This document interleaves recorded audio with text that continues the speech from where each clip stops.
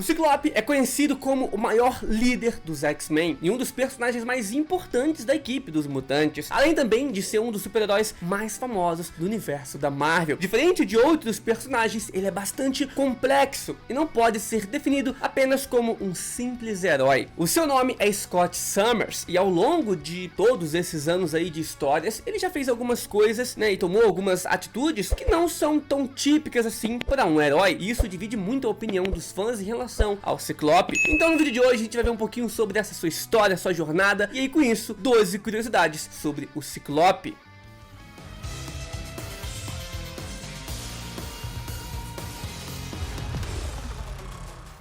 Pra gente iniciar, ele foi o primeiro integrante do grupo dos X-Men. A origem dos X-Men foi muito alterada durante todos esses anos de histórias, e nessa origem era bastante discutido sobre quem era o primeiro mutante a se matricular no Instituto Xavier. Hoje em dia, a gente sabe que a primeira mutante foi a Jean Grey, porém nas primeiras origens, cara, o primeiro X-Men foi justamente o Ciclope. Ele foi o primeiro a ser escolhido para montar a equipe dos X-Men, e durante anos ele foi o favorito, inclusive, do professor Xavier, que enxergava, né, o Ciclope como o seu sucessor para liderar, né, esse caminho de jovens mutantes e treinar, né, os mutantes, trazer essa união de humanos e mutantes. 11ª curiosidade, a origem dos seus poderes. A origem dos poderes do Ciclope também é algo bastante discutido nos quadrinhos, e essa origem sofreu também algumas mudanças. Então calma aí e se prepara para muita confusão que eu vou explicar certinho para vocês. A primeira explicação foi que o Scott Summers absorvia a energia da luz solar, né, e disparava essa energia pelos seus olhos. Quando ele ficava exposto a muita luz solar, ele aumentava ainda mais os seus poderes, bem parecido com o Superman, que quanto mais energia absorve do sol, mais poderoso fica. Mas de noite, os poderes do Ciclope acabavam também ficando enfraquecidos, já que não tinha muita luz solar. E isso acabou gerando um baita de um problema para os roteiristas, afinal, para derrotar o Ciclope, é só atacar ele durante a noite, cara. Que fraqueza idiota, né? Bullying é muito feio, viu, rapaz? Não faça isso não. Pensando nisso, nos anos 80, essa origem acabou sendo alterada. Na verdade, os olhos do Ciclope eram aberturas interdimensionais, e ele rouba a energia de uma outra dimensão e consegue disparar essa energia pelos seus olhos, né? Meio que ele abre uns portais ali dos olhos. Mas aí em 2002 decidiram fundir então as duas ideias. Então agora, graças à energia solar que ele também consegue absorver, ele conseguia abrir o portal para essa outra dimensão utilizando os seus olhos e assim utilizar os seus poderes. Só que em 2019, cara, muito tempo depois, essa ideia também foi descartada e o Ciclope voltou a ter os seus poderes absorvendo a luz do sol, ficando bem mais simples de novo, cara. Então tem pessoas que acham que ele ainda abre os olhos, né, e assim tá abrindo portais para outra dimensão, mas isso foi descartado novamente. Agora ele apenas absorve a energia do sol, acumula essa energia dentro dele e libera pelos olhos.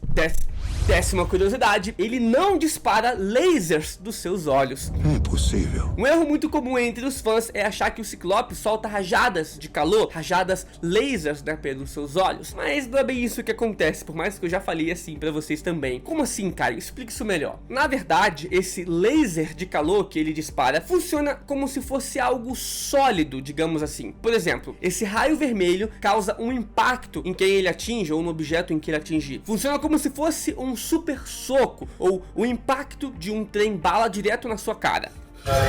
Ou seja, então, quando você sente o raio do Ciclope, ele não vai te derreter, não vai te desintegrar queimando, ele vai te jogar pra longe. É um raio, cara, de concussão, né? É um feixe de força e não de calor. 9ª curiosidade, os seus genes são especiais entre o mundo dos mutantes. Sabe quando você olha pra aquele casal lindo andando na rua e pensa, caraca, imagina os filhos, né, desses dois. É praticamente isso que acontece com o Scott e a Jean Grey, mas não é quesito de beleza, e sim dos seus genes, os seus poderes. Aparentemente, os genes mutantes dos dois, do Scott Summers e da Jean Grey, são extremamente poderosos, mais poderosos do que a maioria. 2 exemplos disso é o próprio Nathan Summers, mais conhecido como Cable, que se não fosse a doença que ele contraiu, ele teria sido basicamente o mutante mais poderoso de todos os tempos, um mutante de nível ômega com poder suficiente para derrotar o Apocalipse, um dos mutantes mais poderosos do mundo, ou vários outros mutantes, cara. Ou então, outro exemplo, a filha do Scott e da Jean Grey, a Rachel Summers, considerada uma das maiores telepatas que já existiu e que já foi também, inclusive, hospedeira da Fênix. Outra coisa também que prova esse gene dos dois é que a Força Fênix, né, uma entidade cósmica, adora estar dentro da Jean Grey ou do Ciclope, ou também dos filhos de ambos, né? Por isso que a maioria dos hospedeiros estão ligados a Jean Grey como seus filhos, ou o Ciclope também. A entidade da Fênix, ela quer o melhor hospedeiro para ela, então ela vai atrás dos mutantes que têm as melhores mutações e os melhores genes.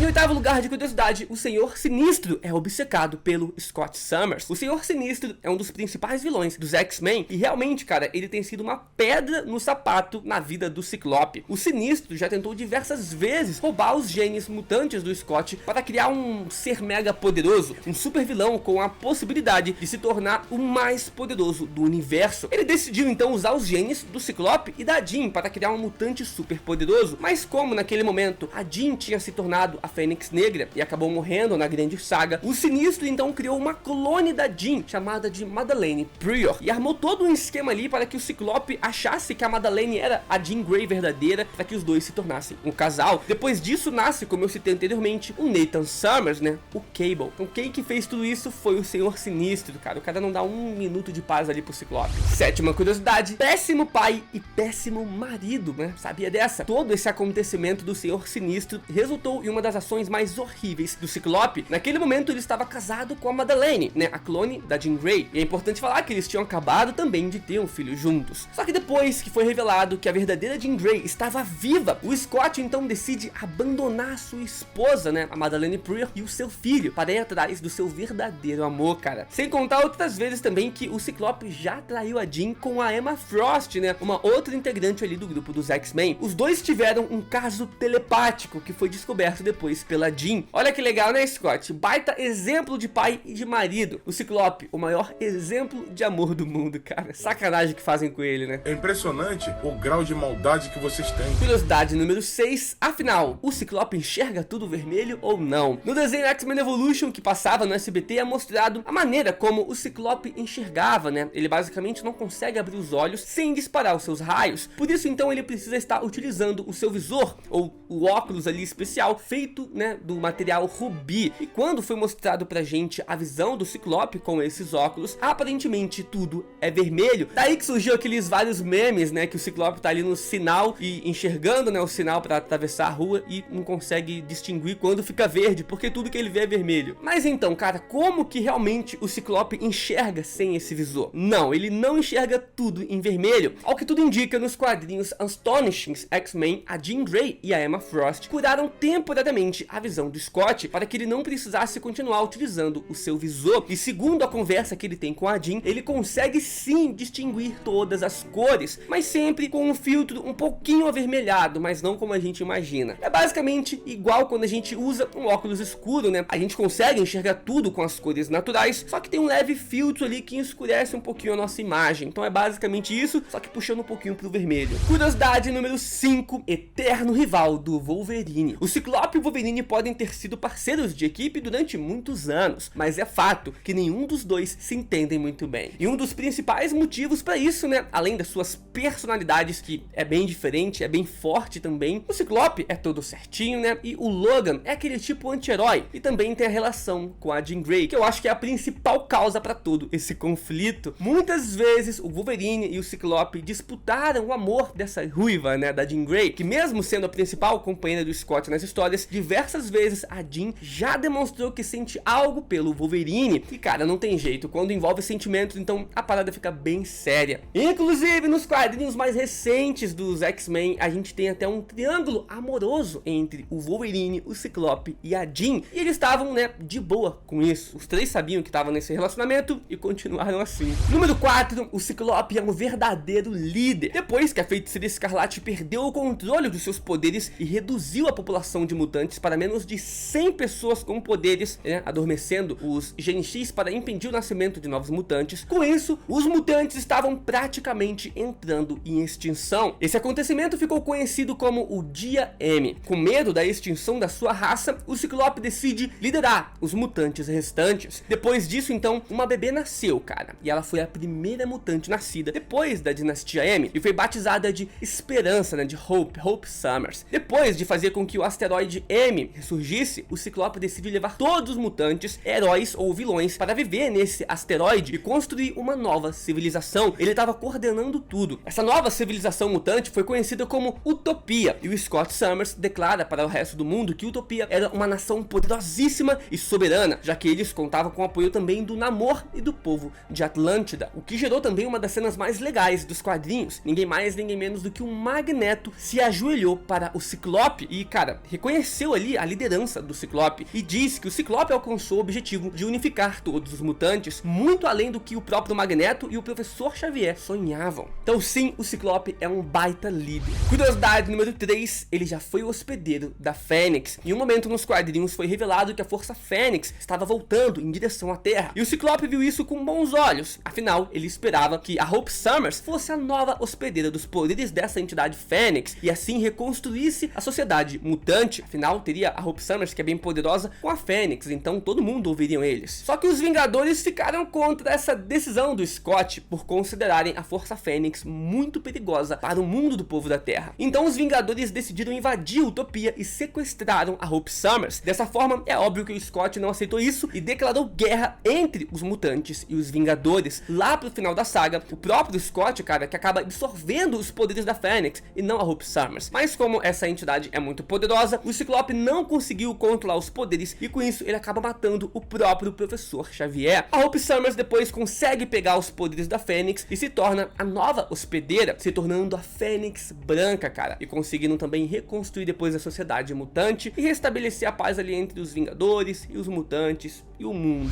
Curiosidade número 2, ele já foi literalmente um Ciclope, cara. Um personagem que se chama Ciclope faz muitas pessoas lembrarem, né, das criaturas da mitologia grega, de um olho só, que no caso são os Ciclopes. E por mais que essa seja uma associação bastante lógica, muitos roteiristas nunca aproveitaram para fazer uma referência direta a isso, né, e aproveitar esse lance nas histórias. Exceto uma vez, durante a Era do Apocalipse nos quadrinhos, que o Ciclope acabou perdendo um dos seus olhos ali por conta de que o Wolverine, né, depois de um confronto entre os dois, arranca um dos olhos do Ciclope. Depois então de ficar sem um olho, o Scott deixa o seu cabelo crescer para tampar o seu olho que falta, o que deixa o personagem com uma aparência muito mais badass, e sai um pouco também daquela cara de mocinho ali, escoteiro do Scott, e aí sim ficou bem mais parecido com os Ciclopes, né, da mitologia grega. Próxima curiosidade, as suas rajadas disparadas pelos olhos já quebraram o próprio Adamantium. Como eu falei, o Ciclope teve o seu olho arrancado pelo Wolverine, mas ele não deixou isso barato não, cara. Durante esse conflito ali dos dois, né, do Ciclope e do Wolverine, um dos maiores antagonistas que existem, né, vivem brigando nos quadrinhos, o Ciclope conseguiu arrancar a mão do Logan. Caso você não saiba, o Adamantium é um dos materiais mais poderosos e resistentes dos quadrinhos, muitas vezes considerado como indestrutível, e o Wolverine tem os seus ossos e as suas garras fundidos, né, com esse metal, o que torna o Wolverine um dos personagens praticamente indestrutíveis, imortais, sem contar que ele também tem um baita fator de cura comparado com o do Hulk. Mas como vimos, os raios do Ciclope conseguiram ser ainda mais poderosos do que o metal Adamantium, pelo menos nessa realidade, né, da Era do Apocalipse. Mas é isso aí. Qual outro mutante que você quer ver as curiosidades? Mutantes ou objetos ou outras coisas, conceitos? Comenta aí que eu trago pra vocês. Tá saindo um vídeo todo dia. Te espero aqui amanhã. Valeu!